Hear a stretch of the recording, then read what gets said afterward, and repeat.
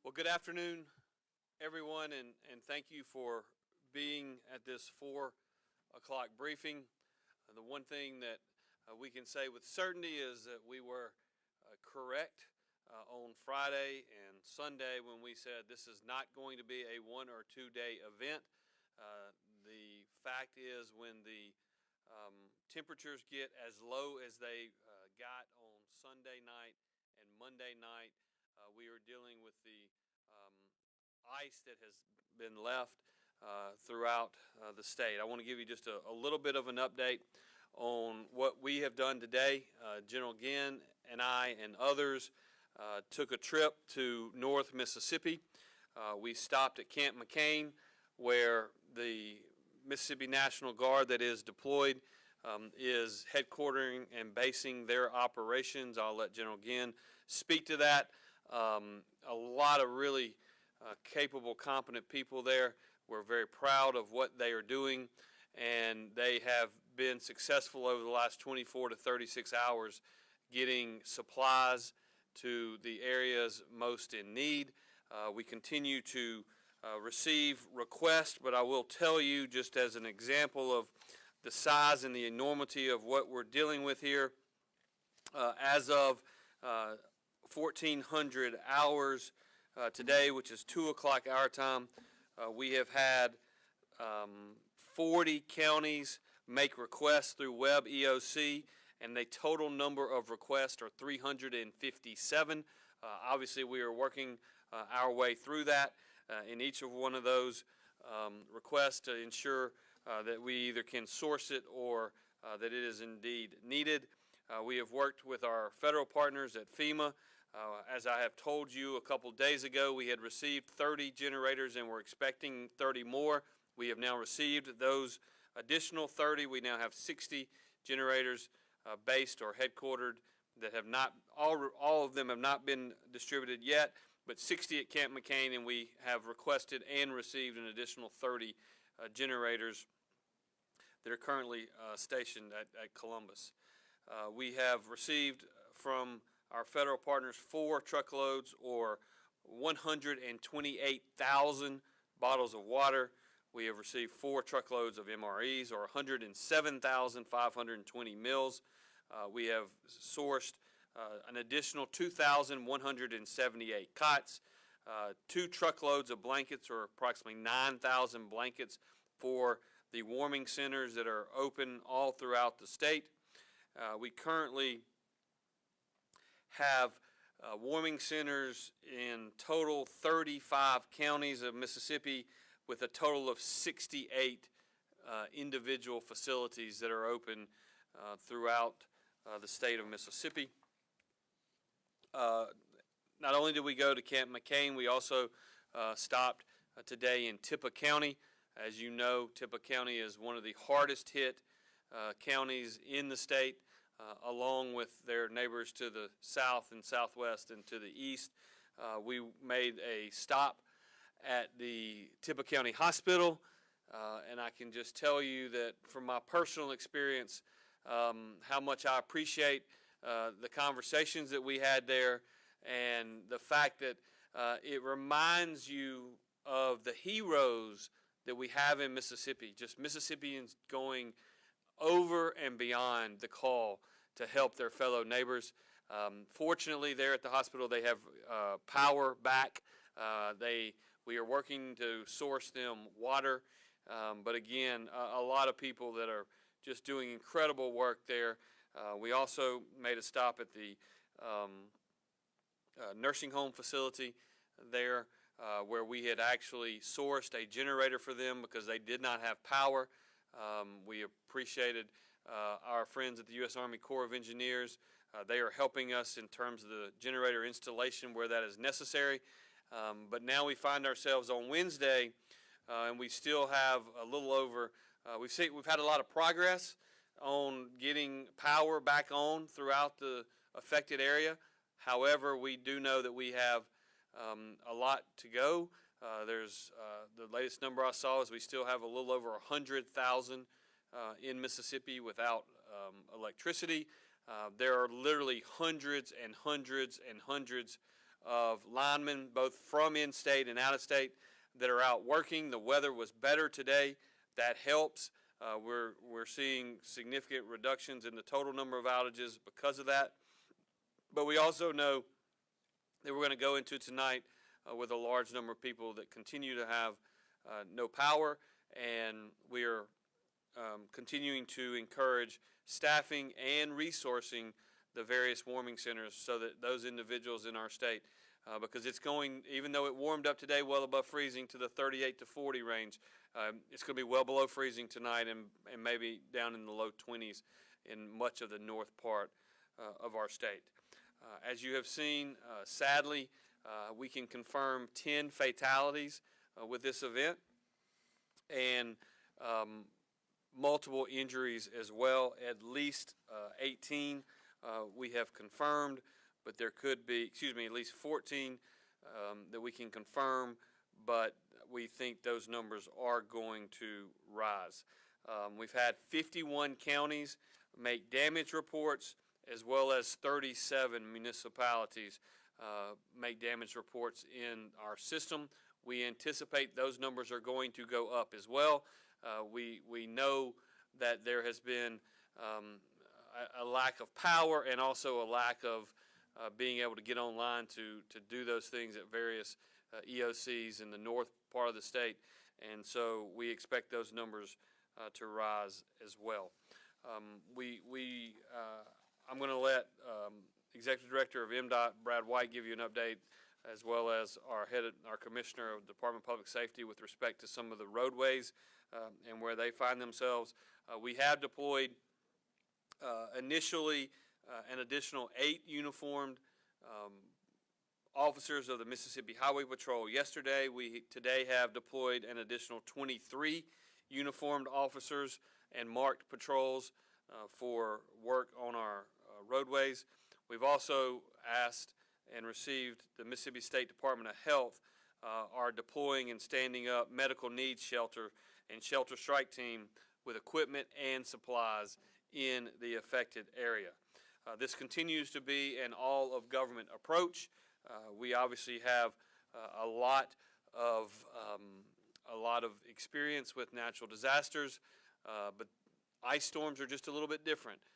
As I said earlier today, when a tornado hits or when a hurricane hits, when it is over and leaves the state, then you can immediately go to work trying to figure out how you cut your way through to help people. Ice storms are different because although the precipitation stopped in Mississippi, mostly the midday on Sunday or afternoon on Sunday, it was the fact that the temperatures never got above freezing, particularly in the north part of the state, where on Monday night and again on last night, those frozen roads, frozen trees, frozen limbs that fell on power lines continue to be a problem and continue to create challenges for us. So with that, I'm going to turn it over to Mac first, the head of the Mississippi Emergency Management Agency, and then we will eventually take questions. So Mac, you want to say a few words? Yes, sir. Thank you, Governor. I'll just reiterate a couple of just little items that the Governor was hitting on that MEMA is doing in concert with our other partners, the emergency support functions, all 16 state agencies. We're out there working. We've got some new deaths that were reported. We need to be thinking about those families and how that's affecting them.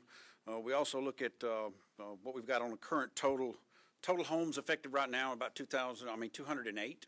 That's kind of what we're seeing. 7 destroyed. We've got major about 43, 72 in the affected, minor and affected range. But we're going to see more of that as we get out and see how many more limbs have fallen on homes, et cetera, et cetera. Our businesses are doing pretty good. Only about 7 or so affected in major. So we're looking at as they're able to get out to be able to take care of those things. The public roads are what you're going to hear from MDOT and the Highway Patrol, I-55 and I-22, and Highway 22, big issues. I mean, we're following the frost line. The teams at MEMA, the teams at the Corps of Engineers, the teams with FEMA, we follow that frost line. We're going up as we can clearly get up and start getting those teams into to install, manage the generators that we're putting in. Right now, we've already installed 35. And it's like, okay, you've gotten 35 generators in. What does that mean? Well, that means a team has gone up and said, okay, this building can accept that power.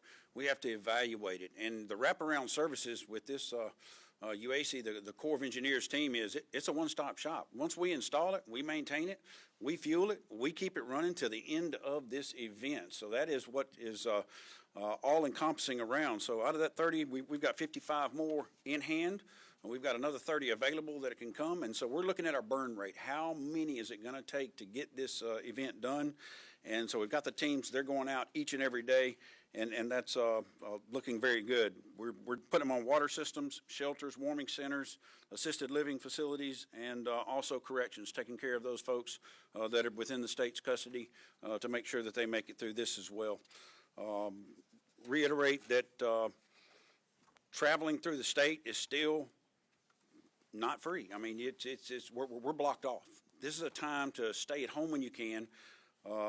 Please look at the generators that you're using at your own home. We've had some issues where generators and possibly kerosene heaters inside homes have caused possibly some of these deaths.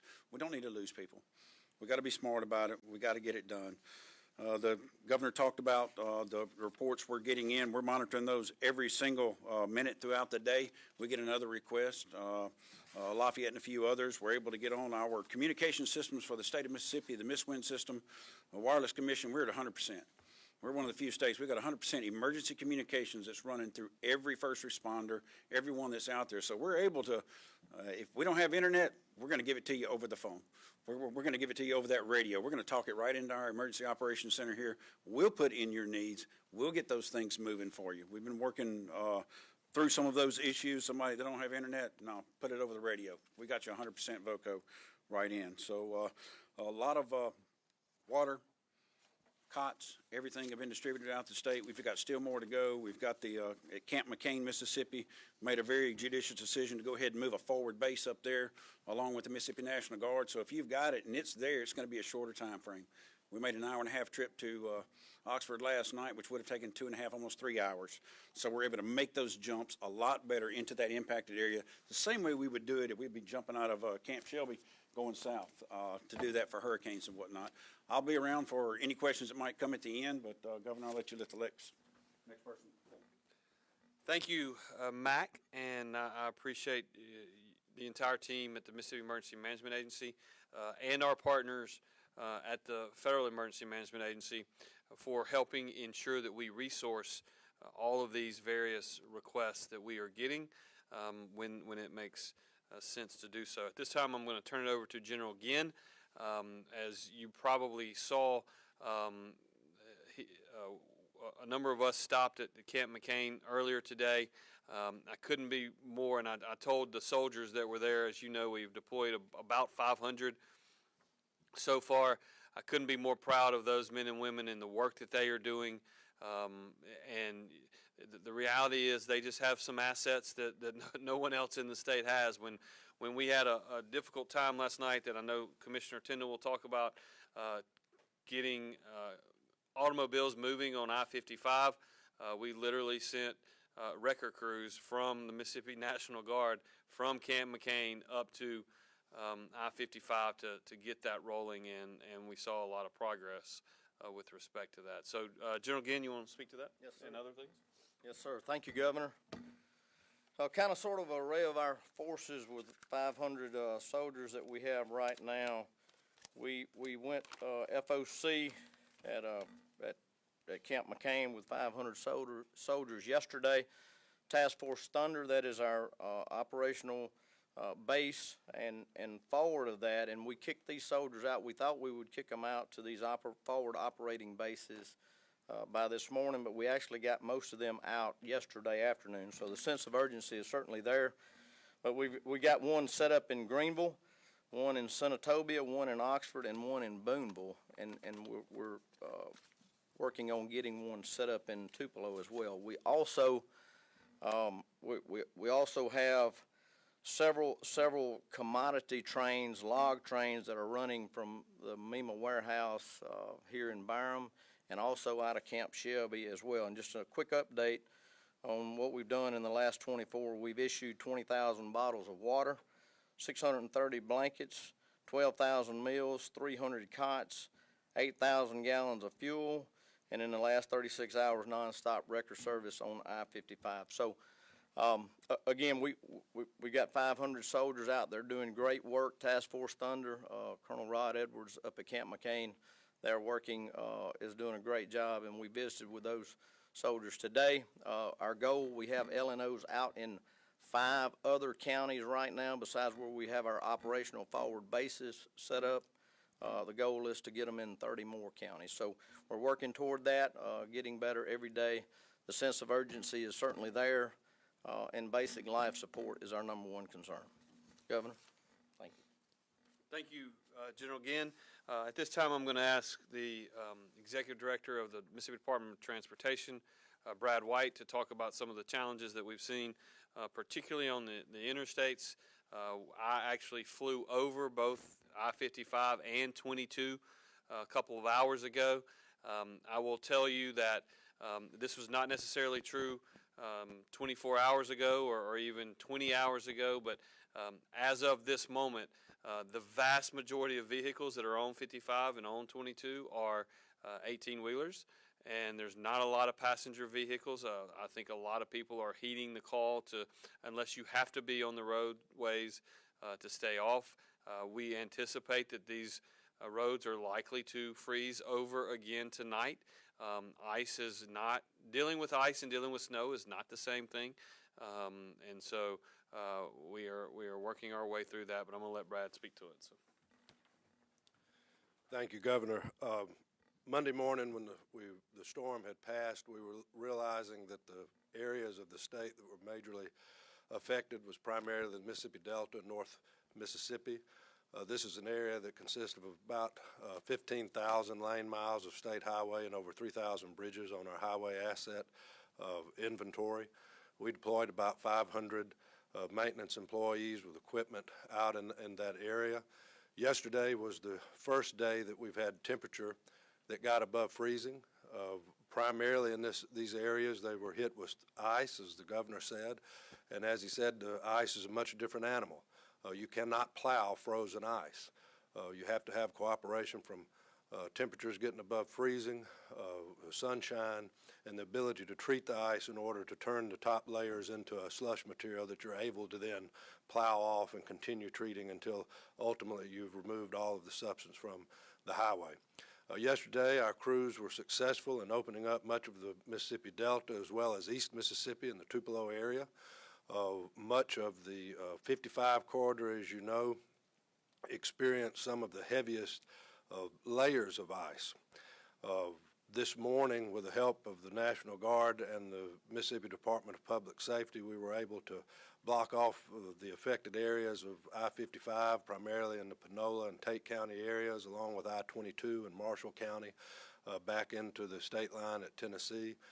We tried to devote as much personnel as we could from the other parts of North Mississippi into those areas in order to begin trying to make hay while the sun was shining. We did have cooperation with the sunshine and the temperatures today, and some progress was made in being able to open up much of I-55 in one lane. Again, our goals are primarily to try to have at least a lane of our interstate system passable for those essential vehicles that have to use it. Today, our crews were able to open up much of 55 that remained closed yesterday.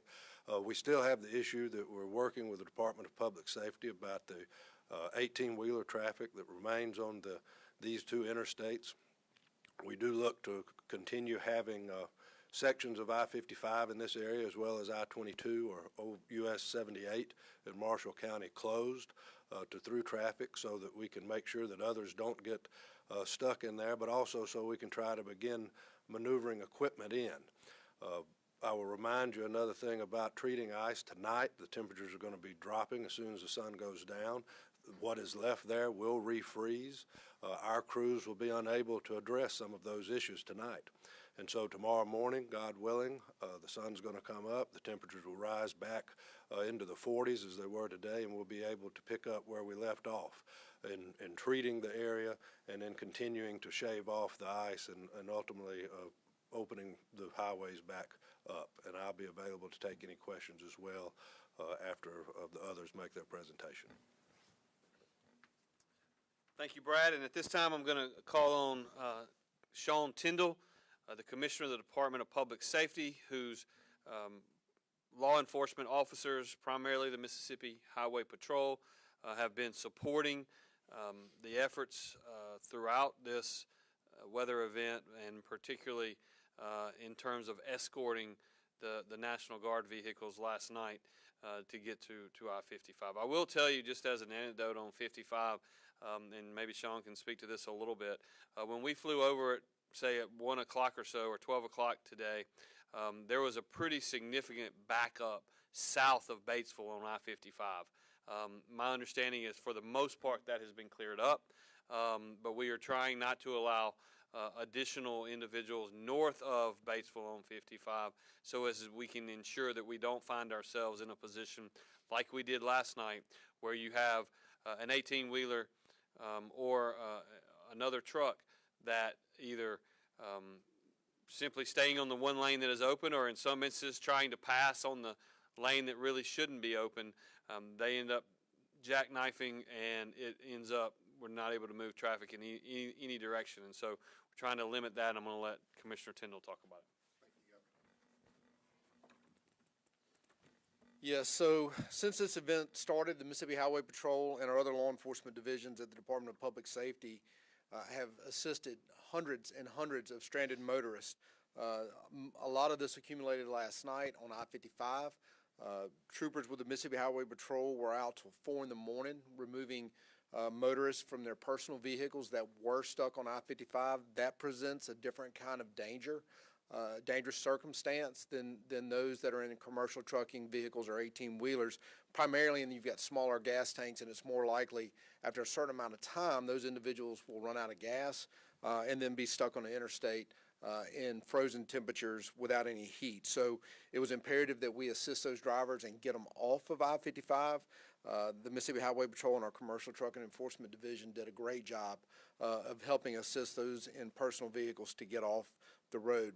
That led to the decision today that we couldn't afford to have another night like we did last night tonight.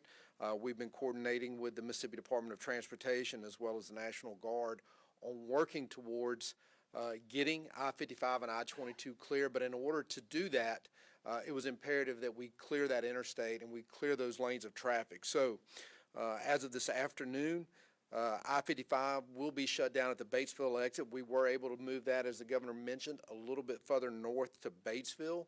If you're northbound and you're heading north on I-55 and you get to Batesville, the best thing that you can do is turn back around and go back south on I-55. Same thing on 22. If you're headed westbound on 22, the best thing you can do when you get to Red Banks is to turn around and go back east. I-22 will be shut down between State Line and Red Bank exit tonight. That again is so that we can make sure that motorists do not get stranded overnight in deadly conditions without air conditioning or gas or other supplies.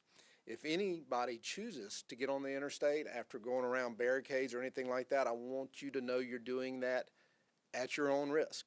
You've got to assume the liability. If you get stuck there, people might not be able to come and help you. First responders might not be able to come and help you. So do not go around those barricades once they are established. Again, the goal here is to keep the interstate clear so that in the morning when temperatures get above freezing, MDOT can immediately get to work on clearing this interstate. The quicker we can get the interstate clear, the more likely it is that we'll be able to get additional supplies and other stuff into the needed areas. I know folks want to come help. I've already gotten calls. What about those trying to bring supplies? If you try to bring supplies across I-55 in this area or 22 in this area, you run a very high risk of getting stuck. And that's not going to do anybody any good. It's only going to make matters worse. I would like to applaud the Mississippi Highway Patrol and Colonel Pitts and his team there, as well as our CTED agents and other law enforcement who have not only been out there throughout this storm, particularly in that area. We've got troopers in Troop F and Troop E and Troop D, our northern districts, that have been away from their families assisting stranded motorists and others. We have brought in reinforcements from the southern part of the state as part of our special operations group, and they have worked tirelessly to try to protect and keep Mississippians safe, as well as our partners at MDOT, MEMA, and the National Guard. So I'll be glad to answer any specific questions about that at the appropriate time. Thank you, Governor. Thank you, Commissioner Tyndall. We also have Colonel Tate Pitts of the Mississippi Highway Patrol here. If you have any technical or difficult questions with respect to our law enforcement efforts, he will be here to answer questions as well. So with that, I'll open it up to questions. Yes, ma'am. I'm curious for anyone, but particularly MDOT, if there's a plan to just kind of make these efforts through the weekend when the temperatures are expected to drop further? Yeah, I think I'm going to let Brad address that, but I do think that is a very important point.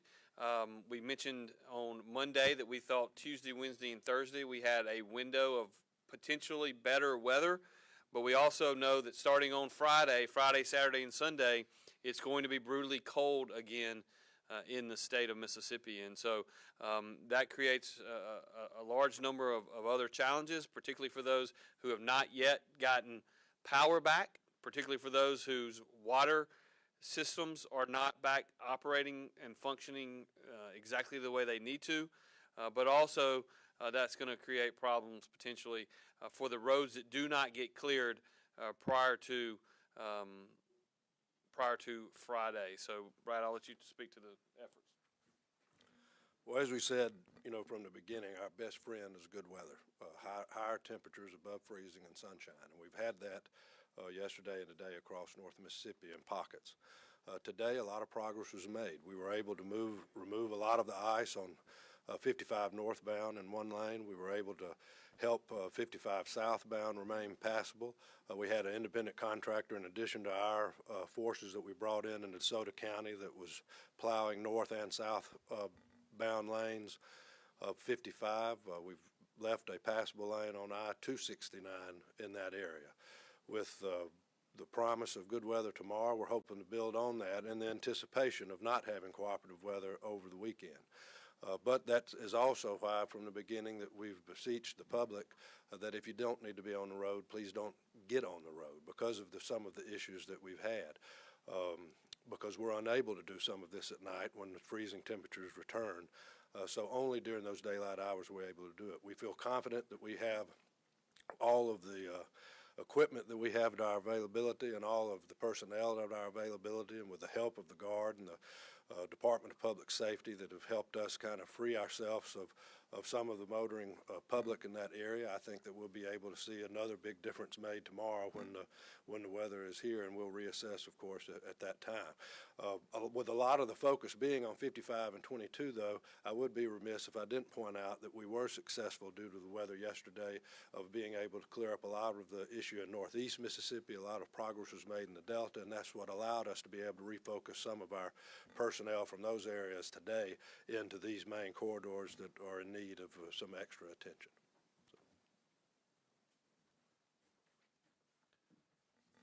Yes, ma'am. Hello, Martin. Hey, Martin, can you unmute your mic, please? Hello, Governor. This is Martin Staunton. I'm with Fox 13 News out of Memphis.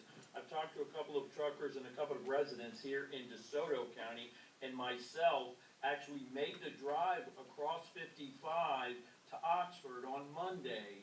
And a lot of people are wondering, was there any pre-treatment to the roads prior to the storm? Some residents here have said they don't remember seeing the trucks pre-treating the roads, and if that is the case, why is that? Well, Martin, thank you for the question. I'm going to let Brad talk about I've heard him answer this question and the point that the pre-treatment that occurred prior to this storm was a larger effort than ever in the history of our state. I'm not at all surprised that residents did not see certain things. I don't know exactly where they were looking, but that's part of the deal. But I'm going to let Brad talk about exactly what all was done prior to the storm. We began pulling in all of our statewide leadership team a week ago, meeting with the National Weather Service, looking at what was being expected and trying to develop our plan on how to move forward. As the governor has said, and as we've talked about many times, dealing with ice is a much different animal than snow. You can plow snow. It's a lot different from any of the other weather disasters you might have. It presents a whole different set of challenges. The pre-treatment method a lot of times for ice is a substance that's called brine that is sprayed out, and that kind of coats the roadways in a way that forms an insulation of sorts that tries to prevent or at least slow some of the freezing effect on asphalt. The successfulness of that chemical is sometimes negated when the weather leading right into the storm also has a lot of rain that's falling, because it can wash some of that away. And in parts of the state, we experience some of that. But even knowing that, we did do, as the governor said, the largest pre-treatment effort that the department has had in our history, and putting out over 200,000 gallons of that chemical across this impacted area beforehand. Again, we're talking about the type of storm that those that have been dealing with this have not seen since 1994. This is not weather that's normal, not just to Mississippi, but for the region. And leading into this weather, President Trump, declared an emergency for a whole region of states that was expecting this type of situation. But we did get out and pre-treat the roads, and to further process that, we put out over 1,000 tons of salt in this same area on bridges and on highways around, in an effort to try to help turn some of this solid ice into slush so that could be moved. But given the fact of the type of storm that we had, given the fact that temperatures remained below freezing for such an extended amount of time, it did negate some of the positive effects of the treatment that we do, both prior to a storm and during a storm. So, thank you, sir. And just as a reminder to anyone watching this, on Wednesday afternoon, if we had, when you look at what that diagonal line where the vast majority of the ice went, there was an area not far north of there where they may have gotten a tenth of an inch of ice or a quarter of an inch of ice. There's a line below that where they got a tenth of an inch of ice or a quarter of an inch of ice. This area here through basically Batesville north to the DeSoto County line, and northeast of there, they may have received 3/4 of an inch or an inch and a quarter of ice. So that's point number one. And then the other thing I would just mention, as we stand here on Wednesday, it's easy to say, well, we should send all of our resources to that area where the ice currently is on the interstates, and that's true today. But let's go backwards to Saturday and Sunday. There was a better than reasonable chance that we were going to get significant amounts of ice in Metro Jackson, where we have about 600,000 people that live in Mississippi. We did get ice, and we do still have people without power in Adams County, in the southwest corner of our state. So this is a storm, as Brad mentioned, that is not only is its severity greater in certain areas than we've seen at least since 1994, and I will tell you, I don't think he would mind. I rode in a side-by-side a couple hours ago with the sheriff of Tippah County, and a longtime friend of mine, and he said, Tate, because he calls me Tate, he said, Tate,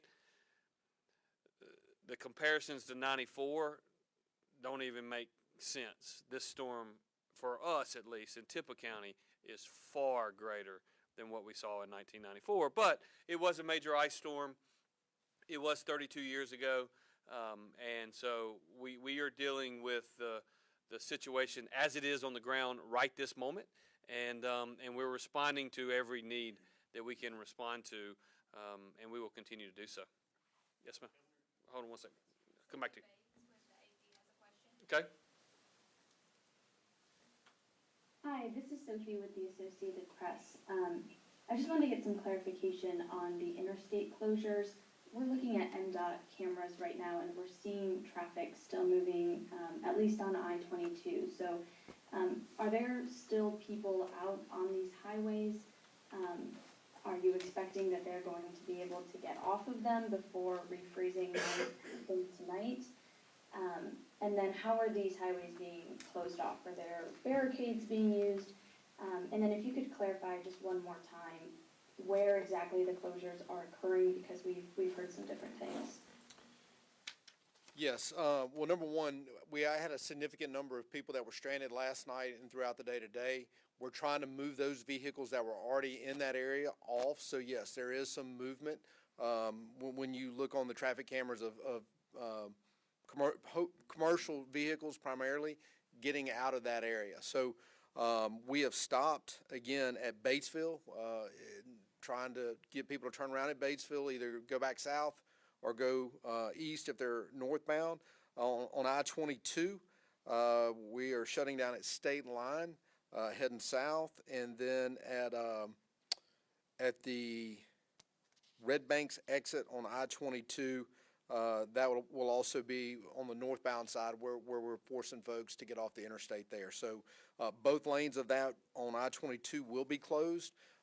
We will have barricades set up on the entry ramps onto the interstate through that area, and we will also have state troopers and Commercial Transportation Enforcement Division officers, which is a division of the Department of Public Safety, law enforcement there at those barricades, making sure that folks do not proceed on that road tonight. Yeah, so the effort is to not exacerbate the problem like we saw last night, so as to not to allow more vehicles onto the interstate. The interstate has been open for the entirety of today, but so what you're seeing in terms of the vehicles moving are those that are already on the interstate, and they're moving very slowly, but they are moving, and we're hopeful that we don't have to send emergency personnel. We're hopeful that each of these individuals get far enough north without jackknifing or running out of gas or having automobile accidents or other things. Yes, sir. Governor, I just wanted to ask, some of kind of the questions that we've heard from folks in North Mississippi have been about the deployment of the National Guard, around the speed of the deployment. I just wanted to ask kind of generally your response to that, but just also if you can kind of clarify what difference, if any, deploying the National Guard earlier would have made in all this process? Yeah, thank you for that question. And obviously, deploying the National Guard is a decision that I do not take lightly. We do not do it often, and we do not do it often because, as you can imagine, putting 500 soldiers on active orders disrupts their lives. Many of them, by the way, live here in Mississippi. Many of the ones that are working have family members that are still in the affected areas. And so it's not a decision that we take lightly, but I will also tell you it's not a decision where I would submit to you, given the information that we had at the time, that we would have made any other decision than exactly what we made, which was to call them up, starting the process on Monday morning.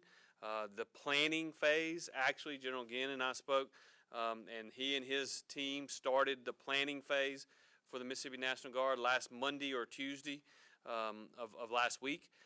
And so when we pulled the trigger first thing Monday morning, getting that going, that was the time that we felt made the most sense.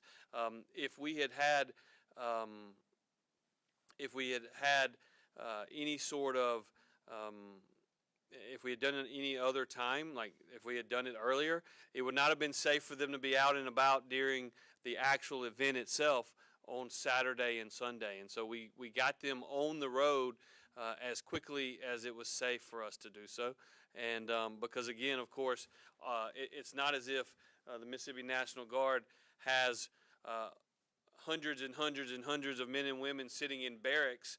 These are real people, real men and women who have to, of course, get from wherever they are to wherever the call-up station is, which in this case, for the most of them, is Camp McCain, where we bring them in and then distribute them to where they can be of help. So, Joe, again, you want to talk about that? That's spot on, Governor. So we look at things like initial operating capacity, and then we go fully operations capacity. And for the Mississippi National Guard, prepping the week before, we became pretty much fully operational capacity the same day that we went up to Camp McCain, because as we got to Grenada, we were prepped already, so we were able to send our soldiers and airmen out to the forward operating bases that same day. So, good. Governor?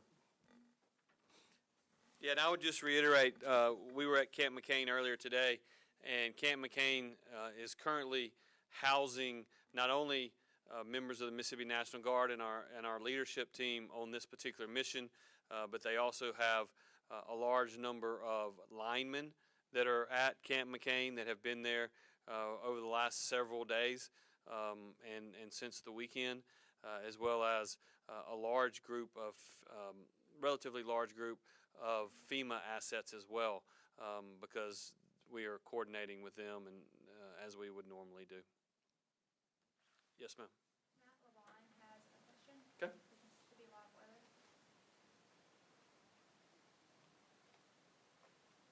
Hey, Hello, Matt. Governor. Matt Loff on Mississippi Live Weather.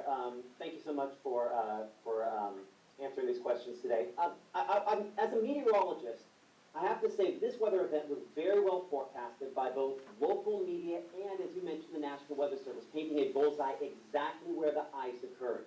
The ice stopped falling by midday Sunday. Why did it take all the way until Monday morning before plans were made to start deploying to parts of North Mississippi? That's the main question that my viewers want to know. Yeah, so you are correct, and I've said it from this stage before, and that is there is no doubt that in this instance the weatherman got it right, and they were very accurate, really from 3 or 4 or 5 days from when the actual precipitation started to fall, which in our state was sometime around dark on Friday night.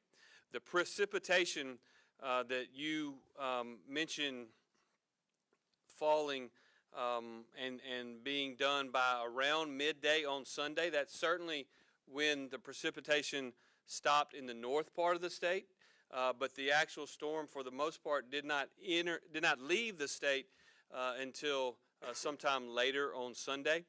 But the question that we did not know for sure, or at least I did not know for sure, I'm sure the weathermen probably knew it exactly right because they get it 100% right all the time. But what we didn't know for sure on Sunday is in the area where the precipitation was falling, as an example, Metro Jackson, as an example, Southwest Mississippi, as an example, East Mississippi, say Starkville and Columbus down to Meridian.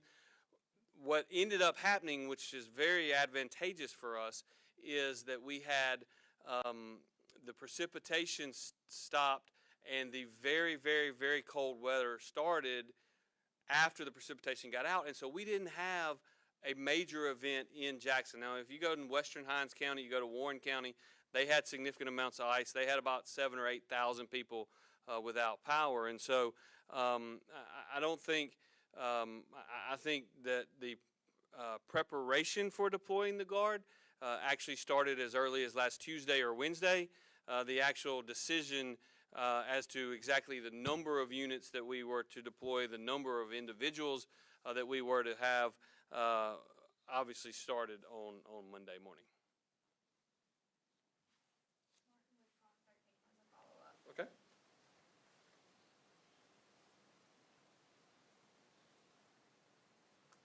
Martin? Hi, Governor. Martin Staunton, Fox 13, Memphis again. I'm wondering about the people that were stuck on the road. We've had reports that some people were out there 18 hours. I just talked to 2 truckers less than an hour ago, and they've been stuck for 2 days. I'm wondering about the double-digit death toll. Can you talk about, has any of those been with people who have been stranded by this weather? Not to my knowledge. I have not been told that that is the case. I would find it hard to fathom that someone was stuck, someone who was not either wrecked or pulled over to the side of the road and got stuck, that they were out there for 2 days. But I have no doubt that there were individuals, which is the reason we deployed the assets that we deployed at 10 p.m. last night, that there were people out there stuck for way longer than we would have liked for them to be, which, by the way, is exactly why the commissioner is talking about shutting down the interstate overnight tonight so that we don't have a repeat of that. But no, I'm not aware of anyone being stuck out there for 2 days, and I'm not aware of any fatalities being caused because of those challenges. Yes, sir. This might be more of a FEMA question, but I'm just wondering, I know there is a state of emergency declared. As far as a disaster declaration, could you talk a little bit about kind of where we are in that process and the potential of IA or PA from FEMA coming in? Yeah, I'll let Mac address that. I will just tell you, again, the typical federal disaster declaration that we would ask for post-storm requires an assessment of what the damage is going to be. We are currently in response mode. We started assessing today, but we're not really in recovery mode yet in Mississippi. We are in response mode. We are responding to the disaster and responding to the individual challenges that are popping up in each of the counties that are affected. And so, Mac, if you want to address that, would be fine. Yeah, if you look at what MEMA does, probably a week and a half out, we did an administrative order, which I already start mobilizing gear. I already start prepping teams. We already start talking with the local county EM directors, and that's the pipeline. Let's be very clear that 82 counties in the Mississippi Band of Choctaw Indians, we train together. Web EOC, that is where they put in, this is what happened. This is my first damage report. This is my second. Hey, this is the onslaught. I need these things. They put those in there, and the pipeline started. And each county manages the cities within it. So the system is there. Same thing with MDOT. I mean, we were talking to them, hey, where are you treating? Where am I treating? So as we looked at the storms and watching all the 4 to 5 national weather services for the state of Mississippi, different flavors of ice cream, right? South is getting something different, and Northeast is getting something else. Over here, there was great snow, east of Oxford? Hey, that's easy to get off the road. I hadn't seen an ice plow yet. You show me one of those one day. So they just don't see it. So as you work through this, we're even talking with the federal government. So that is our job. We start coordinating with FEMA. Hey, what's going on? What's happening in these other states? We're seeing this. We're seeing that. I'm talking to all of the Southeastern Conference of Disaster States. That's what I call them. I mean, I'm starting with Texas, talking to Kidd, and I'm talking to Florida. Florida goes, hey, good, come down here. We got good weather. I said, no, I want your snowplows out of Florida. I mean, so we are all coordinating. Alabama's offering up. So we're mapping this up. And about, when should we have called out the National Guard? Right on time. I'm not going to have them sitting around for 3 days going, what you want us to do, just ride up and around the road? Hell no, I don't want you to ride up and down the road. I want you to be ready, have your teams ready, and then we're going to go out there. So there can be second questions all day long about that. But now we have an emergency measures day. What is that? It's not debris. It's not parks. It's not necessarily roads and bridges yet. Life safety. That is exactly what these gentlemen up here in the governor, but that's what we're doing. Life safety only. That's why we're in nursing homes. That's why we're dropping in these generators here, there, and methodically working across it. There'll be a time where I worry about debris, but right now I'm telling everybody, push it to the right of way. Just get it off the road so the ambulance can get down there. I can have a highway patrolman. I can have MDOT. Man, they're the only office I know that somebody's driving 60 miles an hour through their office every single day or sliding on ice, and they're in a dangerous spot. So DPS is now trying to give them a buffer. Please help us. Don't get on these highways. Give them a buffer. So As we get to when I start looking at damage assessments, I start looking at debris, then we'll go for that federal declaration, the major declaration that you normally see us do after a tornado, or we do emergency measures even before hurricanes. So we get the funding and everything right so we can go out there and respond. We have the authorities under the governor to go out there and do that, to dip into our disaster trust, to be able to make sure we have everything on site. And that's where we are. We're at the right time, at the right place, doing the right thing. Anybody wants to second guess me about being late, come see me. I'll show you where we were right there, we were prepped, and we are making those things happen. Who knows why somebody's generator died in the middle of the night last night? It did. So I've got one going to them today. But they're not individual. I got calls today. There's not individual generators for homes. 1.4 million connections in the state. There's not 1.4 million generators to put on homes everywhere. That's not what we're doing. It's the public safety. It's government to keep that running. And I think what you're going to see is afterwards, there's going to be plenty of debris. Trust me. Plenty of the work that the nonprofit, the EPAs, Electrical Power Associations, as their damages under the current rules and regulations with the Stafford Act, we're going to be able to put that toward our state declaration, our lower level, and we're going to be above that. And that's when we start on the backside, looking at that reimbursement, looking at how we can get that done. But right now, it's life safety and we're moving. Good question. Pretty far off to say how long it'll take the assessment process. No, I say if you're looking at 61 counties and you want me to assess them all, I've already told FEMA, hey, I need some help. There's a limited amount of people of my debris specialists that are actually work in that area. And as always, FEMA and MEMA will look at it and write the projects together, and then we get those up.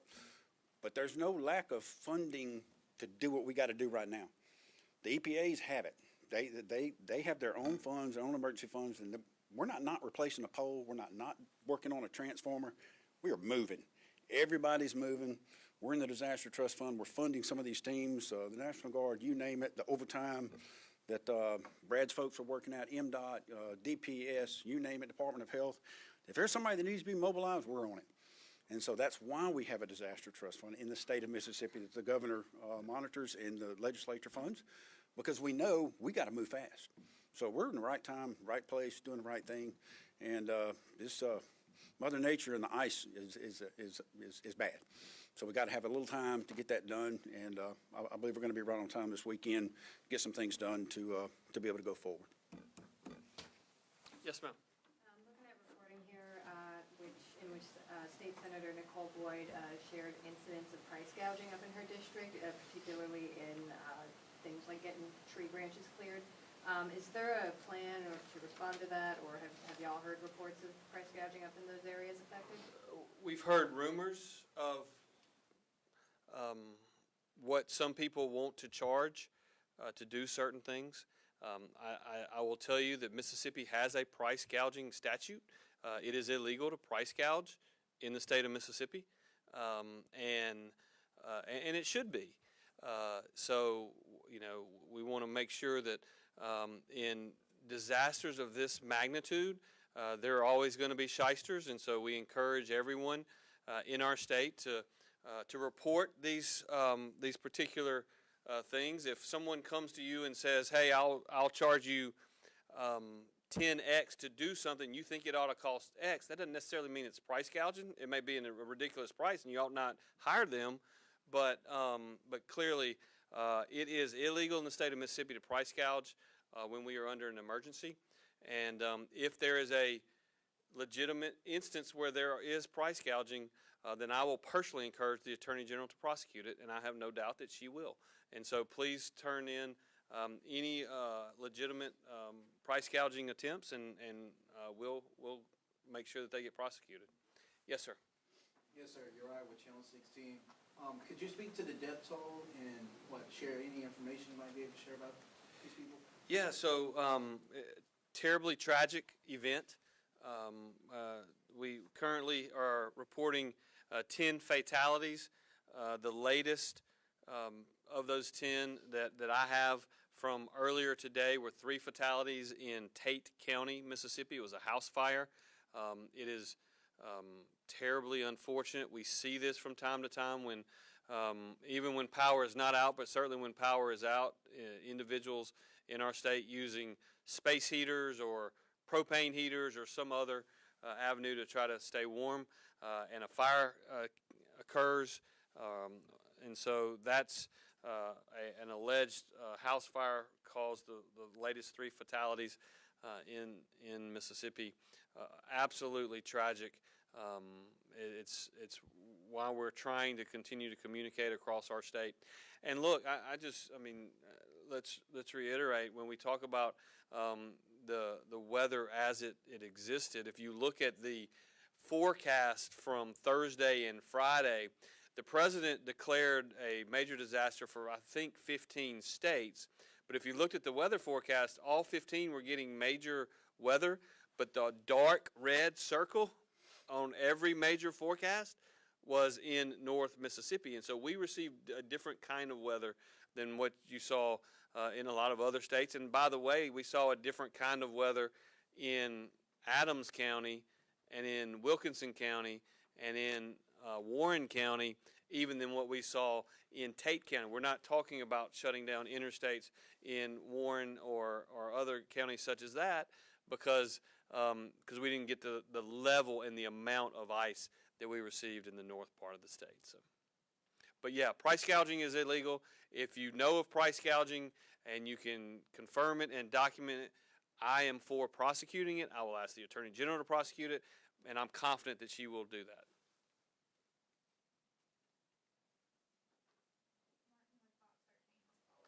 Great. Hey, Martin. Hey, Governor, yeah, hats off to the effort. I've got one more question for you. What do you say to these truckers who've been stuck on the interstate for hours and hours, and like the folks I talked to, they've been stuck at this rest stop south of the Hernando exit for 2 days. What do you say to them as they wait for the roads to open up? Well, the road has been open in Mississippi until what we have done in the last couple of hours from Batesville north, not allowing additional new vehicles to go on. As we started talking about as early as Friday at the press conference I did, as well as Sunday that we did from this podium, all of the roads in Mississippi, or the roads on major highways and interstates, were passable on Sunday, but passable and safe are not the exact same thing.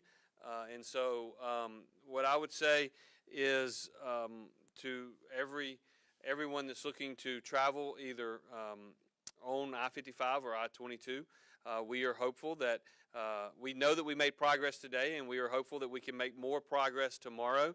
But I will tell you, as there were trucks either moving very, very slow, or trucks that were either stuck on the right side of the road or the left side of the road today. Intermittently, I would see Mississippi Department of Transportation vehicles. I would see National Guard vehicles that were stuck in between the traffic trying to get their job done, and it was very difficult to do so. And so, again, we're gonna have to get through this. We know that together, and we're going to continue to work to do that. Yes, sir. Yeah, Dylan Thornton, WJTB. So we've had like nonprofits or other residents call us to try to figure out ways that they can help the community. Is there any like direct lines or numbers that they can contact to help out with that? Yeah, I think, Mac, do you? So if you go to the MEMA website, we have we work with VOAD, Volunteer Organization After Disasters, and we're kind of telling them, hey, here's the list of things that we are going to need at those times, and then at those times, we're to pause right now. Do not come and be a part of the problem on 55 and 22. Don't self-deploy. There's going to be a need. There are some needs. We'll tell you if you're going to come below the frost line, as I'm going to call it. Yes, we've got some needs that are already poking up, so we're already getting some of those in there. But look on the website. There's a number. Call that number and tell us what you got. What are you thinking? Or if you're saying, hey, what do you need? We're going to go get it and bring it to you. there's always going to be a perfect time to be able to do that, and we want to move that in there safely. We don't want it to be jamming up the highways, and then you're stranded here. You don't know anywhere where you are necessarily on some of our secondary, third, and fourth roads that are out there. So safe manner, we're here. We want you to come, but at the right time. Thank you. And Scott and Crystal are right here, and so if they can give you a phone number or a actual website to put up online or on your would be really, really good. Yes, ma'am. So obviously, we're seeing these injuries and fatalities from the storm. Additionally, with house fires, carbon monoxide issues. I'm just curious if you guys have heard from county, city emergency response about some of the particular difficulties with that. And then just kind of as a follow-up there, strain on hospitals and other, medical centers, particularly in rural areas where they may already be somewhat strained resource-wise? Yeah, so when Mac said earlier that we have already deployed 36 generators yesterday and today. We are prioritizing healthcare facilities. We are prioritizing water systems that may not have power, and we will continue to do so. I think, again, we're talking about safety and preserving life, and we continue to prioritize those things to do exactly that. In terms of the electricity getting turned back on, because I think this is a key piece of this as well.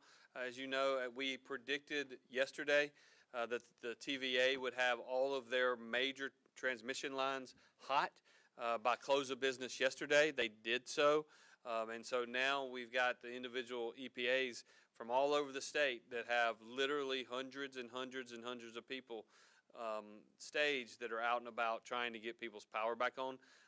We were at 180,000 without power at its peak, which I believe that was on Sunday afternoon, Sunday night.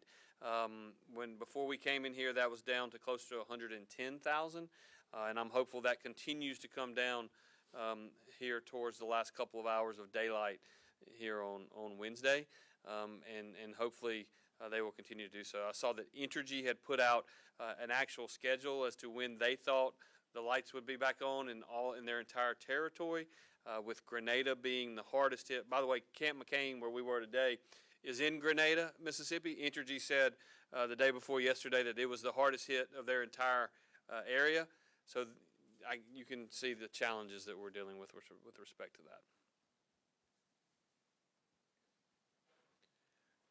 It appears that we are good. Look, I sincerely appreciate all of you participating in this press conference. Getting out information to our constituents is incredibly important, and I want to conclude this by thanking the people behind me and every man and woman that works for them, but I also want to thank literally everyone in Mississippi who is going above and beyond to help themselves, to help their families, to help their neighbors.